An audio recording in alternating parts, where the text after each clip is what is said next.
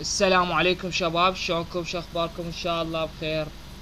اليوم نتائج السادس والثالث ان شاء الله الدور الثاني. مثل ما تشوفون نتائج يوم الخميس. لحظة. مثل ما تشوفون غدا الخميس نتائج السادس الاعدادي والثالث متوسط الدور الثاني. الخميس الساعة ب12 ظهرا مساء. كيفكم بعد؟ هاي اللي حاب اطلع له النتيجة يعطيني الاسم والمحافظة زائد المدرسة واي شي تحتاجوه انا قادم. ارجو الاشتراك بالقناة، تعليق، لايك. شكرا لكم.